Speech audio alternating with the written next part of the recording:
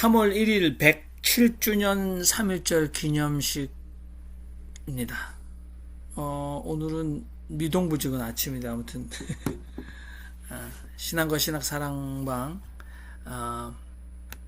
일요 모임을 시작하도록 하겠습니다.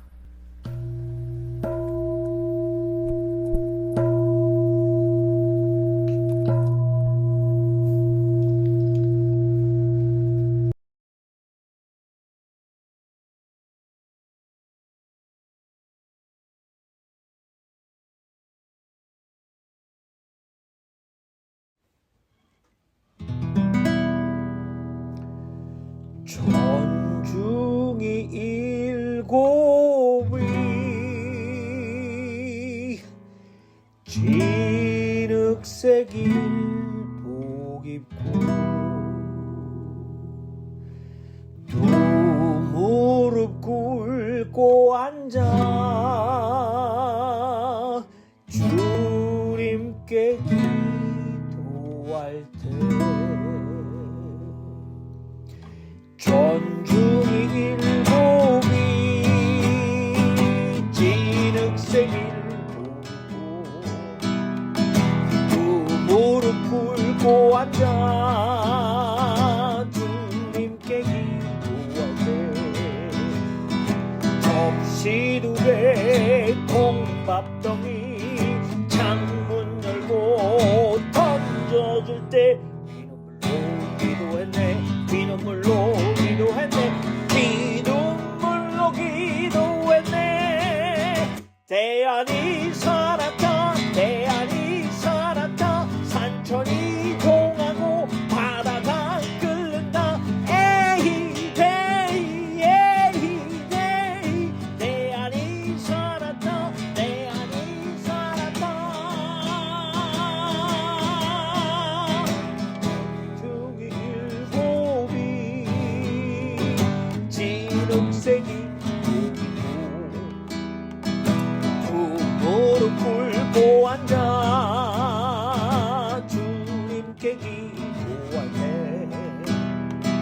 접시 두 개 콩밥덩이 창문 열고 던져줄 때 피눈물로 기도했네.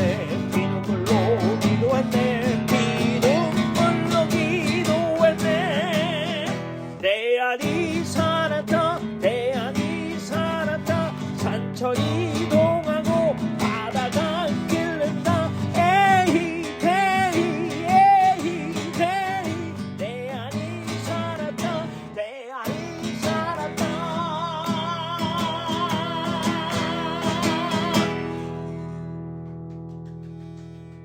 전남방언 마가복음 12장 28절. 율법학자인 한 세림이 토론하는 것을 듣자니 예수께서 대답을 아주 떼뿔가지게 하심을 알고 묻더마. 선생님, 모든 계명 중에 무엇이 첫째가는 계명이다요? 예수께서 실박하게 대답하셨지. 첫째는 요것이제라. 이스라엘아 들으라. 우리 하늘님은 하나뿐인 주님이신 게 네 맴을 다 쏟고 목숨도 다하고 뜻을 다하고 심도 다 바쳐서 주님 너가 하늘님을 사랑하라 하신 말씀이제라. 둘째는 요것인지 집이 유죄를 집이 몸뚱이 맨키로 사랑하라 하신 말씀이제라. 이보다 더 큰 계명을 들어본 것이 나는 없소. 율법학자가 듣고 본게 선생님이 시방하신 말씀이 주옥 같으시오. 하늘님은 한 분뿐이시고 다른 거시기가 없다는 말씀은 100번 옳더라. 거기다 맴을 내고 지혜를 다하고 힘을 써 하늘님을 사랑하는 일과 유죄를 제 몸뚱이 맨키로 애끼고 사랑하는 것이 번제를 드림이나 번제물을 갖다 바침보다 낫더라. 예수께서 왔다매 하심서 독특하고 슬기 있는 대답에 흡족해 하시더마. 집이는 하늘님 나라에 아주 가차온 사람이요. 그랑께 더 이상 누가 질문을 하려고 덤비는 사람이 없어 불더란께. 예수께서 계속 가르치실 때 요렇게 말씀을 또 하셨는데 치렁치렁한 복장을 빼입고 댕김시렁 시장 통해서 인사나 받으려는 부유한 턱주댕이들과 회당의 앞자리와 잔치 상석에 앉으려고 용을 쓰는 율법학자들을 애당초 조심하시오. 그들은 과부 아짐의 재물을 빼앗고 허세로 아주 길쭉하게 기도를 바치면서 위선을 떠는 자들인께로 심판날에 하늘님께서 내버려 두지 않고 아주 부해가 나서 아작을 내실 것이오. 예수께서 헌금교에 가차게 안 것 같고 군중들이 헌금교에 돈을 넣는 것을 빤히 보시는 뒤 대차나 부자들은 돈을 솔찬히 많이 넣더란께. 지질이 가난한 과부 아짐이 나오더만 2렙돈을 헌금했지. 그랑께 고드란타 한 개 값어치 정도가 되겠지. 예수께서 제자들을 가차히 보태더만 뭐라고 한 거니? 참말로 분명코 말씀드린 뒤 요 가난한 과부 아짐이 기함 중에도 헌금교에 솔찬한 돈을 집어넣는 것을 똑되게 보셨잖아. 모다들 묵고는 살만한 형편인께 부담없이 헌금을 바치지만 요 과부 아짐은 찻떡이 호리낭창 비고 찌그럭지나 묵는 형편임에도 제 가진 전부에 점들하기 번 실비를 싹 다 헌금한 것이지라. 흑섬을 떠심서 찬사를 아끼지 않으시던마. 후반 부분 첫째가는 계명에 관한 대담, 그리고 다윗과 그리스도, 율사들을 조심하라. 마지막에 가난한 과부의 언급입니다. 마태복음 12장 후반부 또는 전반부에 관해서 여러분들 의미 있는 말씀 해석을 나눠주십시오. 최현 선생님. 질문 하나 있어서요. 지금 목사님께서 하셨을 때 35절부터 37절이 빠져 있습니다. 아, 그래요? 예. 이거를 제가 잘 살피고 읽었는데. 네, 빼고 넘어가신 것 같아요. 그러네요. 그래서 제가 여기 오늘 원래 네, 성경 말씀이 네. 34절에서 38절로 넘어가는 것이 아니라 35절부터 37절까지 빠졌기 때문에 제가 이 부분을 읽도록 하겠습니다. 네네. 예수께서 성전에서 가르치실 때였제. 율법학자들이 그리스도가 다윗 왕의 후손이라든마 왜 그런 말을 하는지 아시오들. 다윗 왕이 성령의 감동으로 받아갖고 스스로 말하기를 주 하늘님께서 내 주님께 이르신 말씀 내가 집이 왼수 떼기를 집이 발 아래 굴복하게 맹글 때까지정 집이는 내 오른핀짝에 인거 있어라이 하셨제라. 다윗 왕이 그리스도를 가리켜 주님이라고 했는디 어째서 그리스도가 다윗 왕가의 후손이어야 쓴단 말이요. 요 말에 밑바닥 출신 군중들이 모다들 흐뭇해 하드란게 까집니다. 네. 35절에서 37절이 빠져 있었는데 페이지를 제가 훑었는데도 눈에 안 보여가지고 죄송합니다. 아무튼 말씀해 주시죠. 예, 저 사전에 이제 항상 읽는데 오늘 구절은 몇 번을 읽어도 뭔가 얘기거리가 별로 없더라고요. 그냥 한참 생각하다 보니까 이런 생각이 났어요. 대부분 보통 서기관들과 그 예수님 사이에는 항상 예수와는 항상 어떤 긴장 관계가 있었잖아요. 늘. 근데 여기서는 긴장 관계가 없고 오히려 상당히 비슷 그 생각이 같은 점을 이렇게 보여주더라고요. 그래서 이게 왜 그럴까라고 생각을 해봤어요. 그랬더니 항상 대립적으로만 하는 것이 아니라 아, 때로는 그 대중의 지지를 얻고 있는 예수와 이 기성의 기득권 종교 세력과 아주 같이 가는 모습을 보이고 하는 책략이 아니겠는가. 그러다가 결정적 시기에는 이제 예수를 공격하고 하는 모습이 아닌가 이렇게 보여줬는데 예수는 결국은 그것을 또 간파하시고 서기관들을 조심해라 또 이렇게 하셨지 않는가. 저는 또 이렇게 분석이 되어졌습니다. 그래서 그러면 요즘의 서기관들은 누구냐? 결국은 돈을 쫓고 뭐 큰 교회, 저도 한때는 큰 교회 목사 되는 것이 신학교 졸업할 때는 간절한 소원이었습니다만은 여하튼 뭐 교회 대교회하고 어떤 종교회라는 이름으로 어떤 권력을 잡고 있는 그런 그룹이 아닌가 이렇게 생각이 되어졌습니다. 네. 그 지성수 목사님 말씀대로 이 율법학자를 인정하시는 부분, 이건 마가복음에서만 발견이 되고 있습니다. 마가복음에서 아주 바람직하게 언급되고 있는 예수의 인정을 받는 신학자가 아니겠는가, 뭐 그런 생각 저도 동의를 할 수 있습니다. 다른 분들 마이크 키시고 말씀하시면서 이 율법이 보니까 이스라엘이 기본적으로 613가지 계명 중에서 248개는 긍정형이고, 그 다음에 하지 마라 365개가 부정의 계명, 부정형 계명이라고 하는데요. 아무튼 이 율법학자의 모든 계명을 온전히 요약하는 것이 예수님께서 이렇게 말씀하신 것으로 기록이 되어 있는데, 그 마음과 목숨과 그 다음에 뜻인데 정신입니다. 그리고 힘. 그래서 네 가지 부분이 나오는데, 마음은 이성과 감성과 의지, 목숨은 영혼과 욕망, 그리고 정신은 사고와 지식, 힘은 능력과 몸과 물질. 그러니까 인간이 전 존재적으로 하나님을 사랑하라, 이렇게 얘기를 하고 있습니다. 어떤 의미가 있는지 뭐 말씀하실 분은 하셔도 좋고요. 아무튼 오늘 큰 계명, 특별히 예수님이 그 가장 첫째 가는 계명에 대한 이 말씀을 오늘 해주고 계시다, 이렇게 될 수 있습니다. 예, 최현 선생님 다시 말씀하시죠. 예, 오늘 말씀의 핵심은 첫 번째 계명이라고 하는 하나님을 사랑하고 내 이웃 집이 유제를 집이 몸뚱이 맨키로 사랑하라. 이게 유제라는 말이 이웃이란 말이고요. 예. 집이 유제를 집이 몸뚱이 자기 몸처럼 사랑하라, 그 얘기인데, 이 말씀의 전체 구성을 보면은 이렇게 에스컬레이트 돼요. 이 무슨 의미냐면은, 일단 첫 번째 아젠다를 예수님이 딱 던지고 나서 나머지를 굉장히 선긋기를 합니다. 보니까 예수께서 앞쪽에 그렇게 얘기하니까 율법학자가 아까 지성수 목사님 말씀대로 아유 우리 예수님 말씀 짱이에요 막 하면서 와 하니까 예수님도 그래 너는 하늘나라에 굉장히 가까운 사람이야.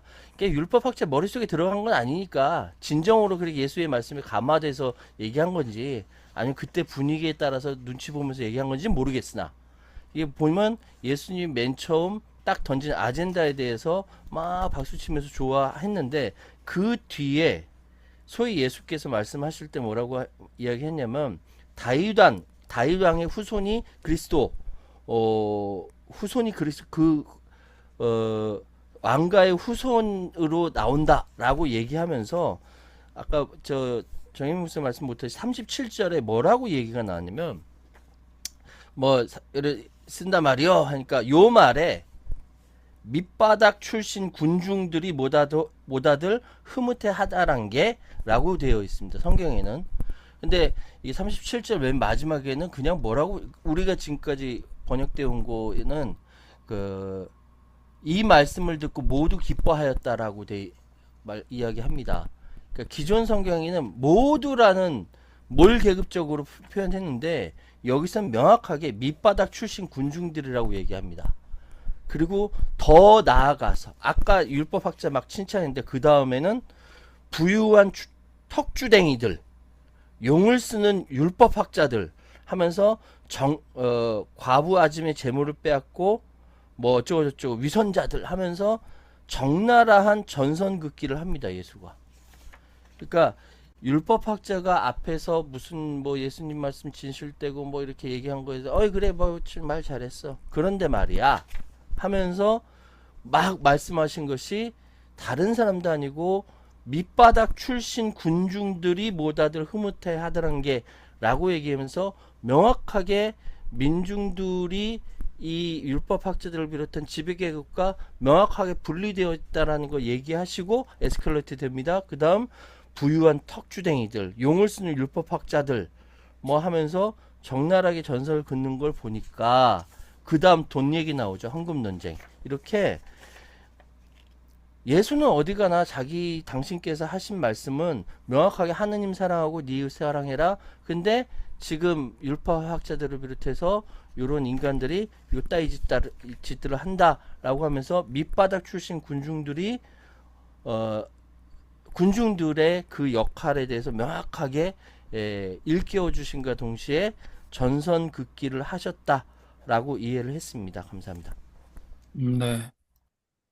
그 어, 예. 예수님께서 모든 계명의 목적, 첫째, 이것이 하나님을 사랑하는 거다. 이렇게 말씀하셨는데, 주 너의 하나님을 사랑하는 것이다. 인간이 어떻게 하나님을 사랑할 수 있는가? 이 사랑이라는 게 이게 조금 추상적이고 잘 인간이 어떻게 하나님을 사랑할 수 있는가? 이게 잘 구체적으로 이렇게 와닿지 않는데, 아까 노래 정명 목사님이 한 거예요? 네. 노래를 그렇게 잘하셔? 뭘 참. 그거 저기 뭐야, 그 히말라야 와서 한번 오셔야 할 것 같아. 얼마나 노래를 정말 잘하시네. 예?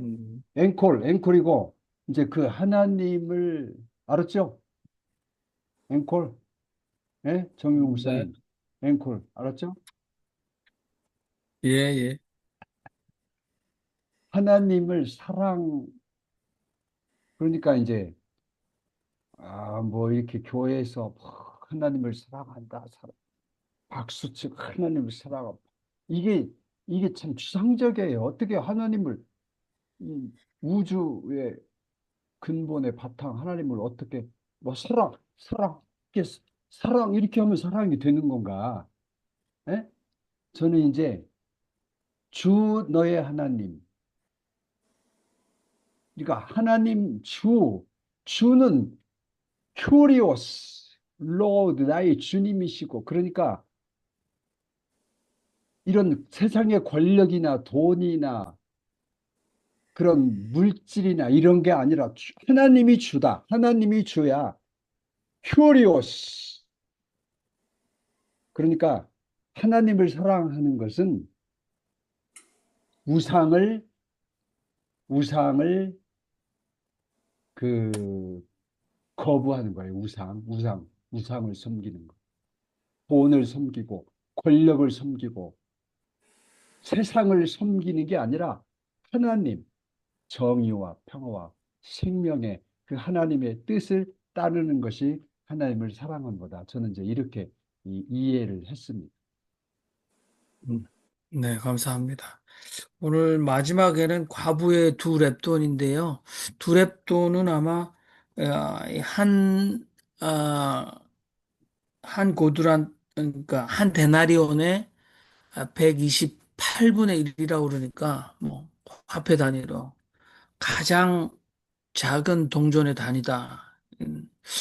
우리 윤정수 목사님이 말씀하셨던 100원 동전 아니면 500원 이렇게 생각이 되는데 네팔의 1% 그리스도인들은 예수 없이는 살 수 없다라고 말씀하신 거죠. 오늘 이 논쟁에 있어서 대미 부분은 아무래도 이 가난한 과부의 생활비가 아니라 자신의 생명 자체를 다 드린, 그러니까 마음과 뜻과 정성을 다해서 하나님을 사랑하는 모습에 아주 찬란한 아, 현실적 신뢰가 바로 이 과부가 드린 헌금이다. 그래서 하나님의 셈법은 거들먹거리는 예, 부자들의 아주 번쩍번쩍 빛나는 금화보다 더 중하게 여기신다. 뭐 이런 교훈도 우리가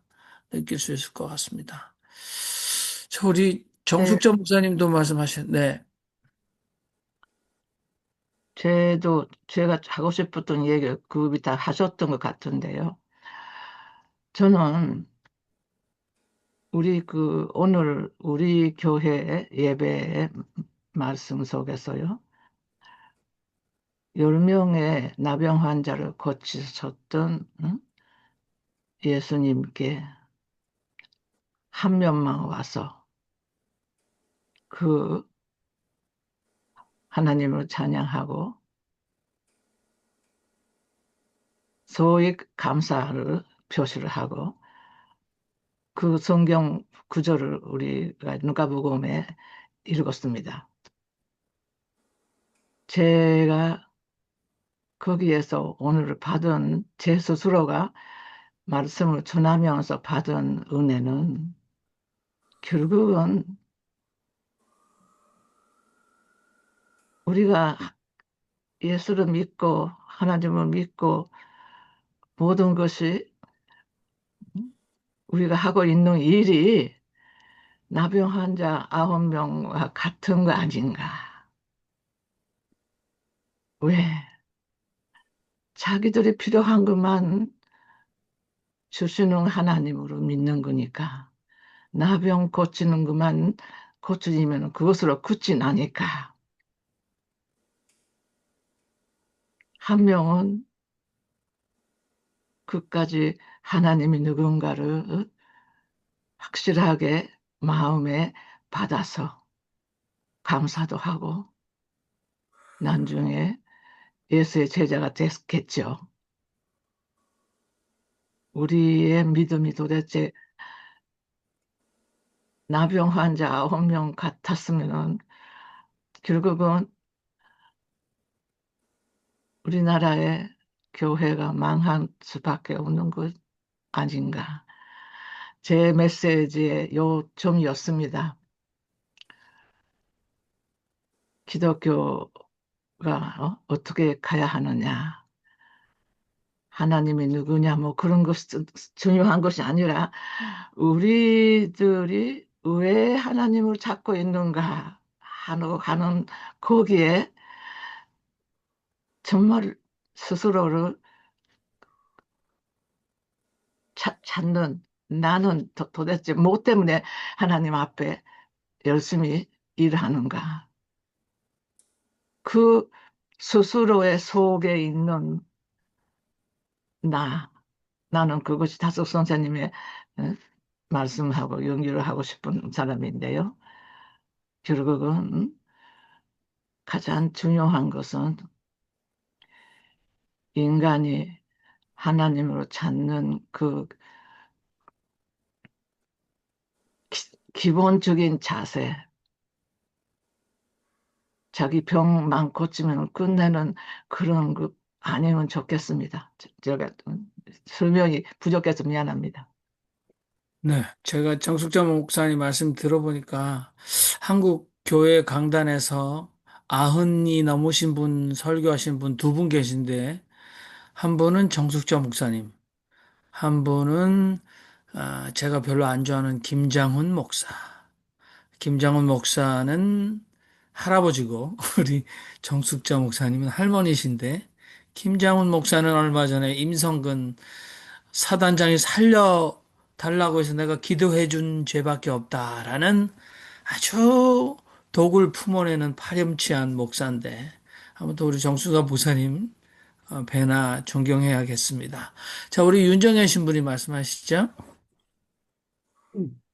현재는 아주 복잡한 걸 단순화하고 사람들이 번쩍 뛰게 정리해서 이해하게 하는 분이라고 하는데, 예수님이 그런 분 아닌가 저는 생각되네요.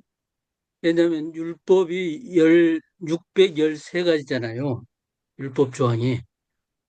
그거를 두 가지로 딱 정리하신 것 보니까 대단한 통찰력과 정리에는 힘이 있는 것 같아요. 그래, 율법을 첫째 계명 두 계명으로 모든 것을 정리하신 예수님, 하나님 사랑, 이웃 사랑 두 가지 이 성서 전체를 요점을 딱 꿰뚫고 그리고 그것도 하나로 만드는 이 놀라운 어떤 본질을 꿰뚫는 이런 말씀. 곧 이웃 사랑은 하나님 사랑하는 거다 하니까 한 가지로 더 이렇게 다 정리를 하니까 율법학자도 놀랐으리라고 저는 봅니다. 그렇게 생각이 되네요. 네. 인정해 주시면 감사합니다. 자, 여러분들 혹시나 더 없으신가요? 우리 양보영 선생님은 마이크는 키셨지만 아마 말씀을 안 하실 것 같아요. 양보영 선생님 요즘에 좀 나타나셔서 우리들이 또 정신을 번쩍 들게 혼내주셔야 되는데, 뭐 배우러 다니시는 게 많으셔가지고, 매번 이거 준비하고 나가시느라고 되게 바쁘신데, 아무튼 양보영 선생님의 목소리가 그립긴 한데, 나중에 또 말씀을 하시면 좋을 것 같습니다. 자, 오늘 마가복음 12장, 끝나갑니다. 다음 주는 13장에서 아마 종말에 관한 이야기, 종말에 관한 아주, 아, 가르침인데요. 자, 시대에 정말 우리가 성서가 필요한가 이런 생각도 할 수 있습니다만은 네, 미국과 이스라엘의 이란 공격 전쟁을 놓고 지금 미국은 또 큰 혼란에 빠져 있습니다. 아무튼 여러분 성서의 가르침이 우리 삶에 우리 발 앞에 등불이 되고 우리 모두의 인생길에 아, 빛이 되었으면 참 좋겠다 그런 생각이 드는데요. 어, 적은 자들이 모였지만 아무튼 오늘날 이 시대에 우리에게 주시는 하나님의 그 시대적 깨달음을 깨닫는 그런 아주 값진 모임이 되었으면 좋겠다는 생각을 해보면서요.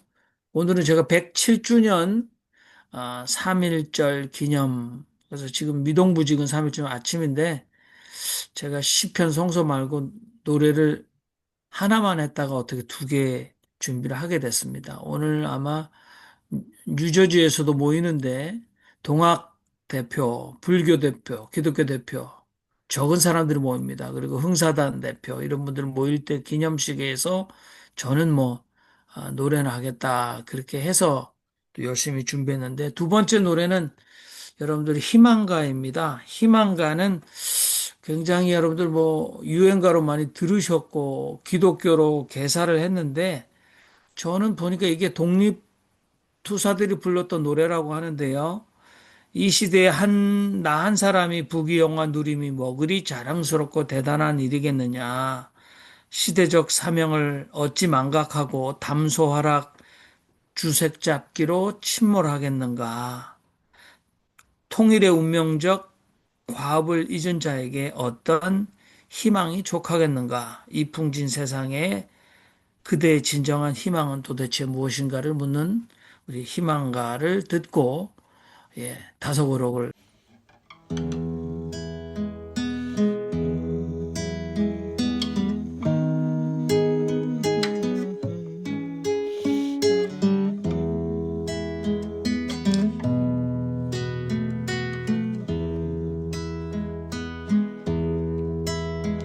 이 풍긴 세상을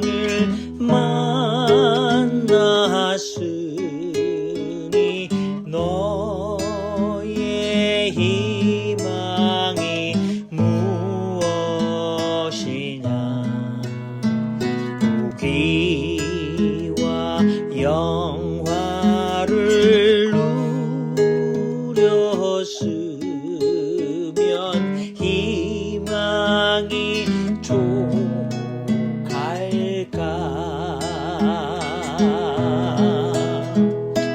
푸른 하늘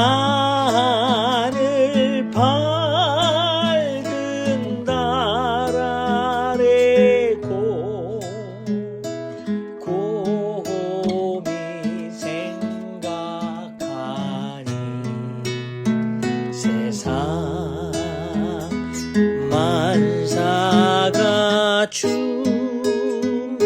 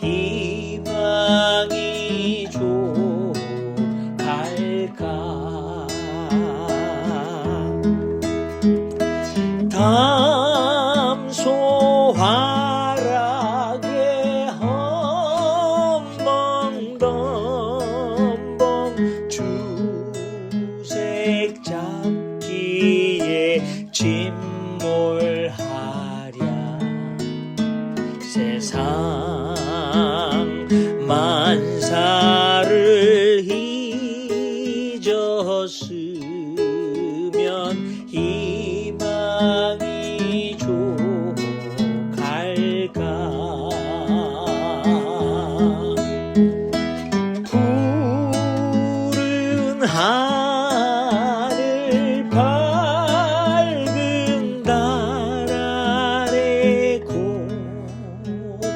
곰곰이 생각하니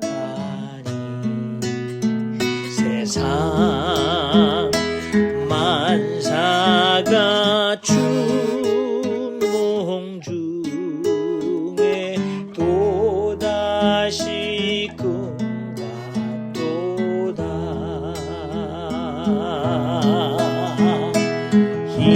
희망이 좋할까.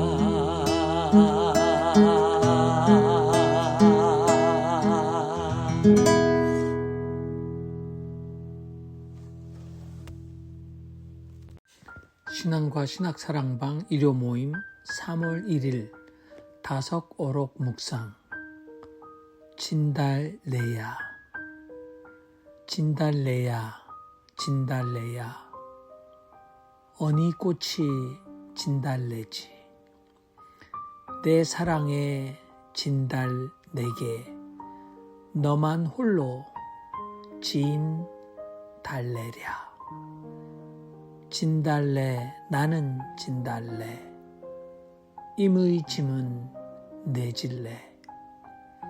진달래에 앉은 나비 봄 보기에 날다지니 앉을 나비 갈 데 없음 지는 꽃도 웃는 거야. 앉은 꿈 다 늦게 깨니 어제 진들 니 다. 진달래서 핀 꽃인데 앉으려고 피운다 막. 피울 땐 알이 울고 질 땐 봐 웃음 한갓 뛰니 님 땜엔 한갓 진달 낼 봄 앞차질 하이쇼. 우리 윤정현 신부님 말씀해 주시죠.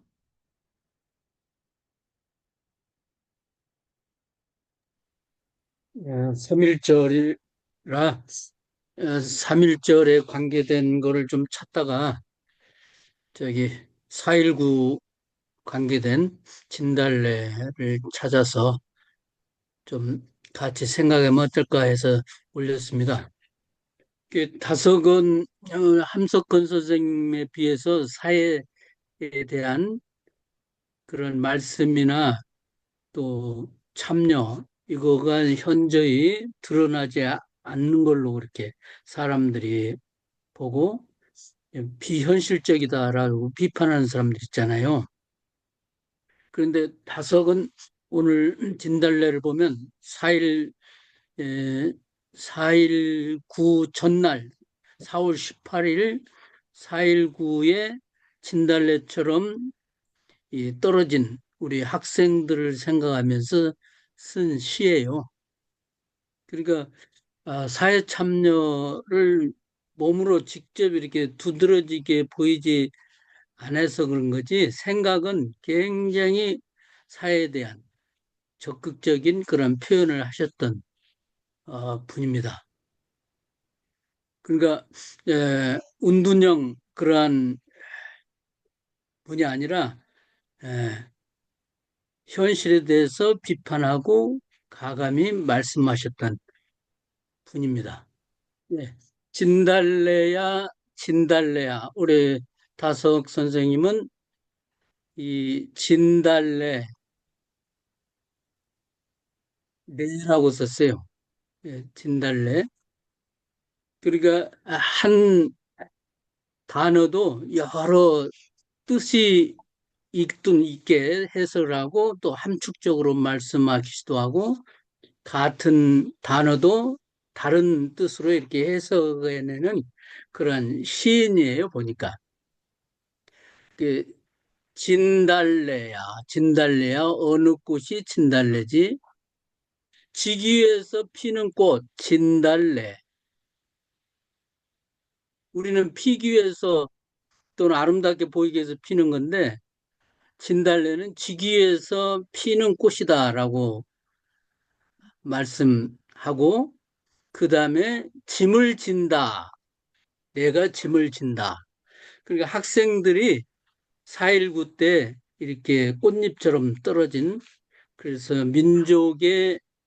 이 민족을 위해서 짐을 지는, 십자가의 짐을 지는 그런 것과 연관해서 또 내 사랑의 진달래에게 너만 홀로 진달래냐. 이렇게. 그 다음에 또 이게 느낌표하고 물음표를 같이 해서 진달래리 진달래인가? 이렇게 두 가지로 이렇게 느낌표로도 하고 질문도 하고 반어법을 쓰기도. 진달래, 나는 진달래.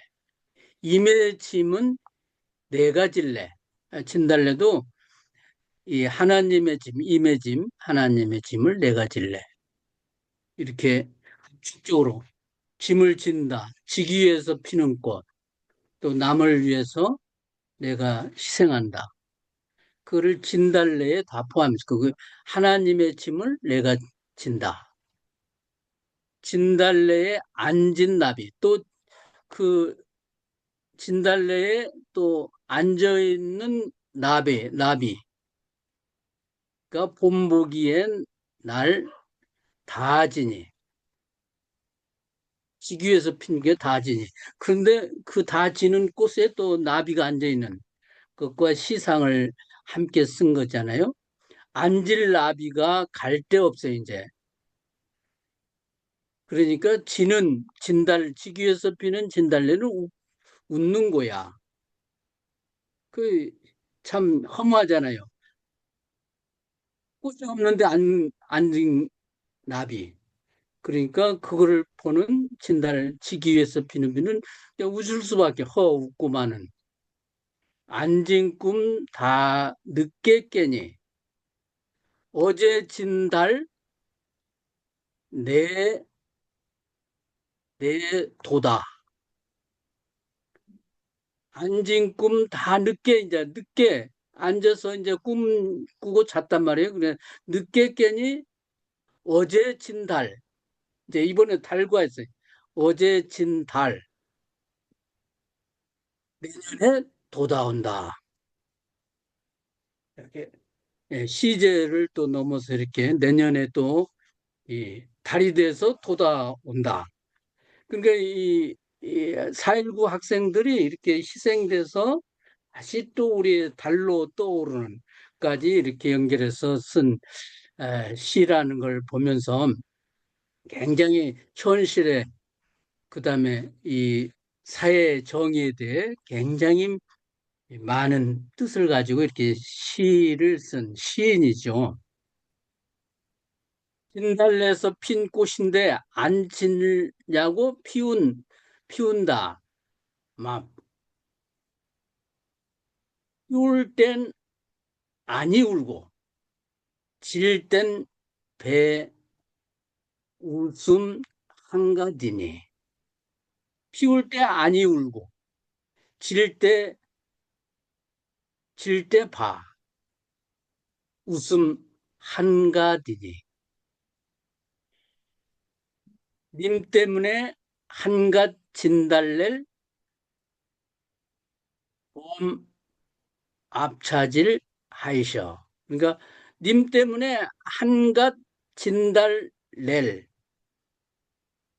진달래는 내일 예 앞으로 올 내일 봄 찾아서 하이셔 진달래. 또 내년에 또 앞찾아서 온다. 이렇게 우리 4.19 학생들이 이렇게 또 내년에 앞찾아서 우리에게 오는 꽃이다. 이렇게 보이는데 같이 더 이 얘기를 나눴으면 좋겠습니다.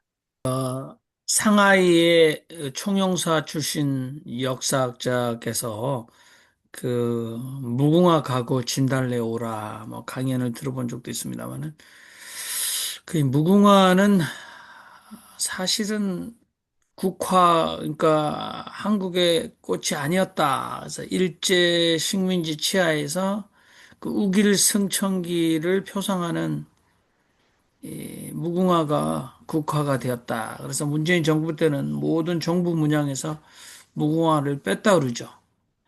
이게 무궁화가 사실 일장기를 보여주는 그런 꽃인데요. 우리는 그냥 오래돼서 익숙해서 저도 외국에서 이 미국에서 무궁화가 담벼락에 핀 걸 보면 가다가 걸음을 멈추고 그걸 보기도 했습니다. 그런데 한국의 국화는 봄에 흐드러지게 피는 민중을 상징하는 진달래다 이렇게 주장을 하고 있는데 한국의 역사학계나 일반 대중들이 쉽게 받아들이지는 않은 것 같습니다만 우리 다석 선생님께서는 이 진달래를 가지고 이렇게 시를 쓰셨습니다. 조금 많이 새겨 봐야지 될 것 같은데. 저는 아, 너무 감동, 설명을 잘 들었기 때문에 사실은 4.19를 하는 그하고의 연결이 잘 안 됐었는데, 지난달래가 4.19하고 무슨 관계가 있을까 해서 고민을 하고 있었는데, 결국은 이 4.19의 아이들이 치는 꽃이었다는 것, 제가 지금 눈물이 납니다. 감사합니다. 네. 네. 아니, 근데 이거 이렇게 다섯 선생님 쓰셨을 때 그때 누가 이걸 알아본 사람이 있을까요? 그 아, 당시에? 거기, 저, 영경반에 예, 아침에 명상을 해가지고 시와 써가지고 오셔가지고, 어, 예, 다섯 일째 써가지고 이제 강의를 하시는 거예요. 그때, 그게 알아듣는 사람이 별로 없었다고 그래요. 음, 다성님 그렇겠지. 말씀을. 그렇겠지. 지금도 어려운데. 하석 선생님께서는 자신의 가르침은 내가 죽고 난 뒤에 당신들이 깨닫게 될 것이다. 이렇게 또 말씀하셨다는데. 자, 강충군 목사님 말씀하시죠. 예, 요 시는 아까 그 유모 선생님이 말씀하신 부분들이 있는데 사실은 4.19는 1960년에 진행되었던 부분들이고 이 시는 1972년 4월 18일이기 때문에 제가 생각해서는 4.19를 한 12주년을 기억을 하면서 하루 예, 전날에 그때를 해상하면서 쓴 시라고 그래 그때 4.19가 일어날 그 시점에 했는 것은 아니라고 보아야 되고 안 그러면 오해할 수 있는 여지들이 있을 것 같아요. 그래서 한 12년이 지난 이후에 유모 선생님이 아마 4월 18일이니까 그 전날에 하지 않았는가 이렇게 보는 것이 더 적절하지 않겠나 생각이 듭니다. 예, 맞아요. 72년. 그런데 4.19 때도 말씀하셨어요. 아, 예. 예, 그, 그러니까요, 제가 학교 다닐 때 북한의 국화가 진달래인 줄 알았어요. 왜 그런 거 아니? 진달래를 이야기하고 진달래를 읊어대면 빨갱이라고. 그래서,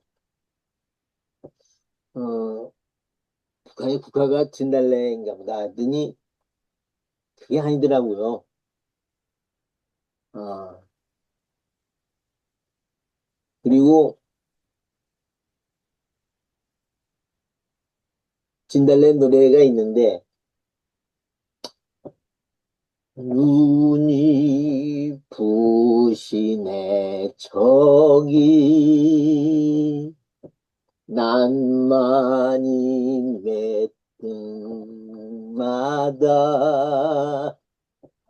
그날 쓰러져간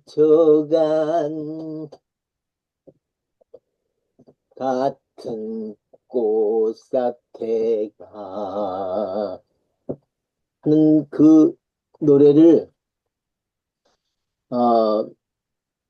부르면서 4.19 때 돌아가신 영혼들을 기억하는 노래였기 때문에 탄압을 받는다는 것을 알았습니다. 그리고 오늘 이 시대에 다시 한번 다도 선생님을 통하여 그 의미를 회복시키고 또 새겨봅니다. 우리가 민주화를 오늘 3.1절 기념식에서 이재명 대통령께서 말씀하신 이 산업화와 민주화 동시에 이룬 나라, 지구상의 유일한 나라죠. 그 민주주의라는 말 속에 얼마나 많은 순수한 피들이 흘려져 있는가 그걸 생각하면서 진달래를 다시 한번 되씹어 봅니다. 근데 맨 처음에는 이게 무슨 말인가 하고 잘 이해가 안 됐어요. 근데 오늘 윤정현 신부님이 이렇게 강의를 듣고 나니까 설명을 듣고 나니까 아 그런 거구나 하고 깨달음이 오는 게 많이 있었습니다.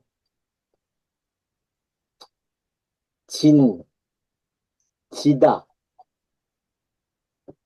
꽃이 지다, 뭐 해가 지다,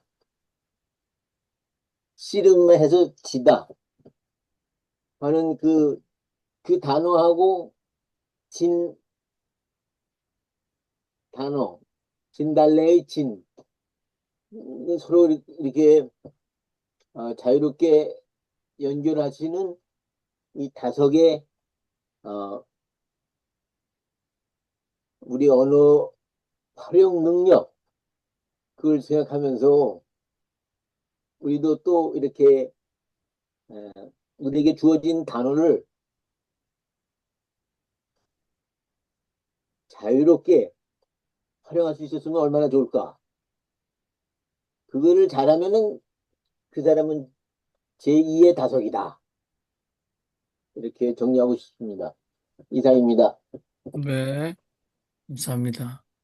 또 다른 분 말씀하시죠. 그 진달래와 찔레꽃인데, 찔레꽃, 이런 노래도 있잖아요. 그 찔레꽃을 먹으면서 엄마 부르면서 간다. 근데 그것도 찔레꽃을 따서 먹고 배고파서. 그리고, 그러니까 가을밤, 외로운 밤, 벌레 우는 밤 멜로디에 찔레꽃을 부르는 것도 제가 들어봤는데, 뭐 찔레꽃이랑 진달래랑 굉장히 비슷한 것 같아요. 근데 그걸 차라리 찔레꽃을 진달래꽃으로 했다면 아마 노래 부르기에 좀 힘들었나 보네. 진달래꽃과 찔레꽃과 단어가 좀, 어, 이 획수가 다르니까 글자 수가. 그래서 찔레꽃도 있습니다. 찔레꽃은 말입니다. 하얀색, 예? 찔레꽃은 하얀색 아니에요? 그, 그렇죠. 찔레꽃은 하얀색인데. 네. 아무튼 그 노래도 아마 엄마 부르면서 그 찔레꽃을 따서 먹는 노래가 있죠. 음. 다석 선생님, 예, 우리 최유한 선생님 말씀하시죠? 그러니까 오늘은 3월 1일 3.1혁명의 107주년 날이고요. 다스 선생님께서는 4.19를 주제로 진달래를 말씀하셨습니다. 그 무궁화 아까 말씀하셨는데 대한민국 국화가 무궁화 맞습니까? 그거 관습적으로 정해져 있는 거예요. 대한민국 국화는 무궁화다라는 법적 근거 없습니다. 네, 법적 근거 없어요. 대신 북한의 국화는 목란이라고 해서요. 산목련이라고 하죠. 그거는 1964년에 김일성 주석이 고향인가 뭐 갔다가 아름답다라고 했다가 1991년에 법적 근거를 세웠습니다. 그래서 1991년에 목란을 북한의 국화로 지정을 했고요. 대한민국 국화는 무궁화다라는 것은 아직까지도 법적 근거가 없습니다. 이건 정확해요. 근데 왜 이 이야기가 오늘 진달래 얘기에서 이것이 4.1, 3.1 운동인데 여기까지 연결되느냐? 우리 헌법에 유구한 역사 전통에 비난 우리 대한국민은 3.1 운동으로 건립된 대한민국 임시정부에서 법 통과 그리고 불의에 항거한 4.19 민주주의 이념을 계승하고 쭉 이렇게 나가거든요. 근데 이 뒤에 이제 앞으로 5.18 광주 민주화운동, 5.18 민중항쟁이 여기에 들어가야 된다라는 걸로 지금 논쟁이 있는 거죠. 근데 저는 지금 여기에서 나올 때, 그 나비가, 진달래에 앉아야 되는데, 그러니까 진달래가 져버렸으니까 갈 데가 없고, 그 대신 져버린 꽃은, 웃는구나, 라고 하는 걸 보면, 옛날에, 그런 생각이 들었어요. 왜, 그냥 꽃이 한번 피고, 지고, 막 이러면서, 이게 나비 얘기도 나오고, 막 구운몽 생각이 나고, 막 인생은 꿈 같고, 막 이런 생각이 들었거든요. 근데 그거 하나, 꽃 하나에 의미화시키는 다덕 선생이 의미화시키는 것이 마치 안진 꿈 다 늦게 깨니 어제 진 달 내일 도다. 그러니까 마치 인생을 관조하시고 지금 인생이 나비가 되어서 그냥 무엇인가 다 늦게 깼다. 앉으려고 하니까 없고 그렇게 느끼신 거 아닌가라고 생각되고요. 1890년에 태어나셔서 1960년에 4.19를 보셨으니까 그때 70살이었고 그로부터 12년이니까 82살에 이 시를 쓰신 거죠. 근데 82살까지 훈민정음을 잊지 않고 이렇게 쓰셨다는 거예요. 굉장히 감사합니다. 예, 고맙습니다. 네. 저는 그 어제 진 달이 다시 그 돋아 솟아난다. 그 다음에 봄 앞차자 먼저 온다. 이런 얘기는 오히려 조금 그 관조보다는 저 생각에는 이게 민중의 어떤 또 다른 부활, 뭐 이런 느낌이 저한테는 좀 났어요, 아까. 아, 그러니까 피울 땐 안이 울고 질 땐 아무튼 요것도 좀 한갓진이 이렇게 돼 있는데 웃음 한갓진이 근데 조금 우리 윤정희 신부님이 조금 편안한 말로 좀 바꿔주시면 우리가 그 외우기도 쉬울 텐데 아무튼 저는 봄이 오면 진달래가 졌지만 봄이 또 온다. 그리고 또 흐드러지게 필 거다. 뭐 그런 생각을 해보면서 민주주의는 피를 먹고 자란다. 그처럼 진달래의 붉은색. 어, 결국은 예, 저는 다시 일어난다. 뭐 이런 생각을 아까 해설할 때 생각을 했습니다. 아까 말씀드렸던 그 찔레꽃은 보니까 야생 장미인데 흰색이고 또 연분홍 색깔도 있다고 그래요. 그래서 엄마 일 가는 길에 하얀 찔레꽃, 찔레꽃 하얀 잎은 맛도 좋지. 배고픈 날 가만히 따먹었다오. 엄마 엄마 부르며 따먹었다오. 이렇게 되는 노래도 있는데요. 이것도 가수 이현실 선생님이 그 1920년대 선 동시에 곡을 붙여서 그래서 우리가 진달래꽃도 따먹고 찔레꾸도 따먹는 거 아닙니까? 배고플 때. 근데 아무튼 오늘은 이 꽃 이야기들을 많이 하게 됩니다만 아무튼 다석 선생님의 진달래는 지기 위해서 피는 꽃인데 아마 이름 없이 쓰러져 간 우리 그 순국 선녀를 좀 우리에게 다시 소환시키는 그런 가사말이 아닌가 생각이 됩니다. 자, 여러분 더 하실 말씀이 없으신 것 같고요. 오늘 107주년 3.1절 아침입니다, 미국은. 그래서 우리가 일요 모임을 함께 가졌고요. 끝나고 또 뒤풀이 시간에 여러분 말씀 나누도록 하겠습니다. 지금은 우리가 한마디 기도하는 시간들을 좀 먼저 갖고 마치도록 하겠습니다. 제가 먼저 기도하겠습니다. 살아계신 하나님, 고난과 질곡의 한민족의 역사를 불쌍히 여기시고 민주주의가 후퇴하고 패권주의가 발흥하는 전쟁과 살육의 소식들이 끊임없이 들려오는 이 시대에 한민족의 민주주의가 세계 앞에 꽃 피우는 날 오게 하소서. 아멘. 아버지 하나님, 세계가 또다시 전쟁의 먹구름이 밀려오고 있습니다. 이럴 때일수록 평화를 지키려고 하는 저의 마음을 더 굳게 하시고 무엇인가 행동할 수 있게 하옵소서. 아멘.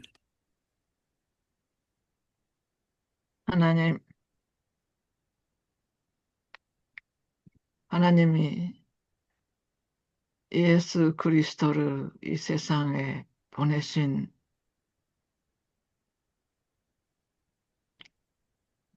그 몸을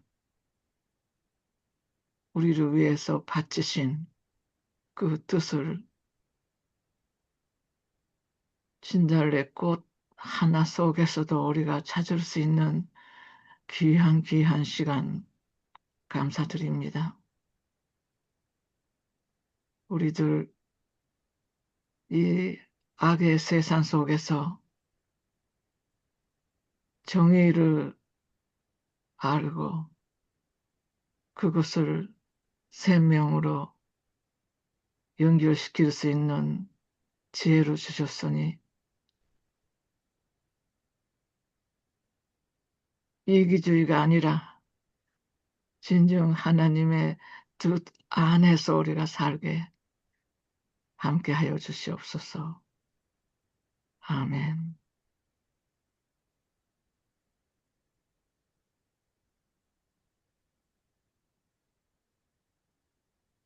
자비와 긍휼이 풍성하신 하느님, 이 죄인을 당신의 오른손으로 붙들어 주시고